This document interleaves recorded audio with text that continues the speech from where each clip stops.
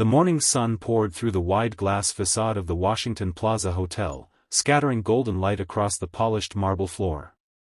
Tourists, political aides, and reporters bustled through the grand lobby, all converging toward the conference hall where Senator Elaine Carrington was scheduled to deliver her much-anticipated address on criminal justice reform. Outside, the streets were already swarming with media vans and police barricades. Inside, the hum of conversation mingled with the faint clinking of coffee cups and the rhythmic tapping of camera shutters. Darius Cole, the hotel's chief security officer, stood near the main entrance, scanning the crowd with the trained eyes of a man who'd spent over a decade in military service before taking this job. At 6'4" with shoulders broad enough to block a doorway, Darius's presence alone often deterred trouble before it began. His dark skin gleamed faintly under the lights, and his neatly cropped hair and razor-sharp uniform gave him the crisp, controlled air of a man who left nothing to chance. Yet behind the stoic professionalism was a quiet, watchful intensity, an unspoken promise that if anything went wrong, he would act before anyone else even saw the danger coming. For Darius, protecting people wasn't just a job, it was a duty. He had learned long ago, in the sand-swept chaos of Baghdad, that seconds could mean the difference between life and death. That instinct was with him now, coiled like a spring in the base of his spine as he swept the lobby for signs of trouble. Every detail was processed, the fidgeting of a nervous intern, the slow approach of a man carrying a duffel bag, the way a pair of journalists whispered in urgent tones over their phones. Most of it was harmless. Some of it wasn't. Senator Carrington's arrival was timed to the minute. At 9:45 sharp, a black SUV with tinted windows glided to the curb, flanked by 2 police motorcycles. The crowd outside erupted in shouts, some supportive, some angry. The senator, a tall woman in her early 60s with silver-streaked hair and the poised carriage of someone who had weathered decades of political storms, stepped out flanked by her aides. She smiled for the cameras but kept moving briskly toward the entrance. Darius was already in motion, stepping forward to clear the path. "Lobby secure." "Proceed," he said into the small earpiece tucked under his collar. The senator's security detail had their own men, but the hotel's responsibility began the moment her foot crossed the threshold. Darius walked alongside her, his gaze sweeping the room again, noting every doorway, every pair of eyes that lingered too long. He felt the subtle shift in the air, a tightening, like the pause before a storm. They were 20 feet from the conference hall when it happened. From the mezzanine above, a shadow moved fast, a blur of black fabric and glinting metal. Darius's instincts screamed before his mind caught up. He heard the first crack of a rifle shot, sharp and violent, reverberating through the lobby. People screamed. Someone dropped a coffee cup that shattered across the tiles.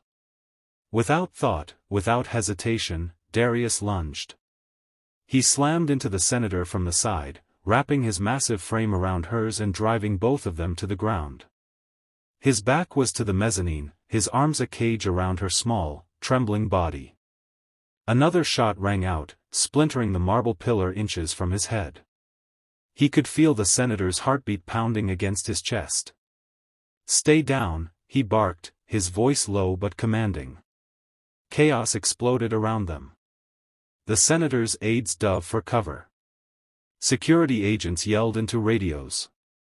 The crowd stampeded toward the exits, the sound of panicked footsteps echoing like thunder. Darius shifted his weight, shielding her completely, his eyes locking on the shooter, a gaunt man in a gray hoodie, crouched behind the mezzanine railing, fumbling to chamber another round. From somewhere deep in his muscle memory, the training took over. He assessed angles, distance, the location of every possible cover point. The senator's life depended on seconds. He couldn't wait for the tactical team to assemble. "Cole! Hold position," one of the senator's guards shouted, but Darius wasn't listening. His job was to protect, at any cost. He spotted a narrow window as the shooter adjusted his aim. In a flash, Darius rose to one knee, still half shielding the senator, and shouted toward the balcony. "Drop the weapon." The shooter didn't hesitate, he fired again. Pain seared across Darius's upper arm as the bullet grazed him, hot and burning. He barely flinched. Using his good arm, he shoved the senator behind a marble column and charged toward the nearest staircase, his boots pounding against the floor. He knew he was presenting himself as a target, and that was exactly the point. The shooter's focus shifted to him, drawing fire away from the senator. Darius reached the base of the stairs just as another shot rang out, chipping concrete inches from his head.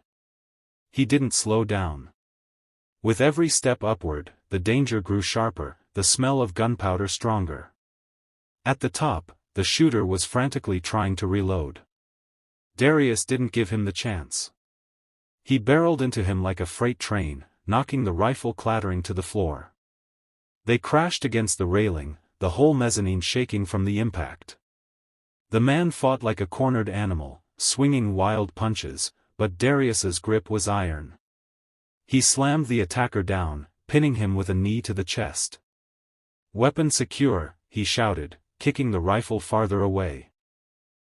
Two members of the senator's security team swarmed up the stairs, snapping cuffs onto the shooter's wrists. Darius stepped back, chest heaving, his arm throbbing from the graze wound. Below, the lobby was a mess of overturned chairs, dropped purses, and trembling guests. The senator, still crouched behind the column, looked up at him. Her face was pale but composed. Slowly, she stood, her eyes locking with his. For a long moment, the noise of the lobby seemed to fade, leaving only the silent exchange between them. Gratitude. Shock. And something else, an understanding that what had just happened was more than protocol. He had thrown himself between her and a bullet. Without hesitation. Without thought for his own life. "Mr. Cole," she said when they finally approached each other again, "you saved my life." Darius gave a small nod, his expression unreadable. "Just doing my job, ma'am." But in the hours to come, he would discover that what had happened in those few chaotic seconds would ripple far beyond the hotel lobby. Cameras had caught everything, the moment he leapt, the shots, the takedown.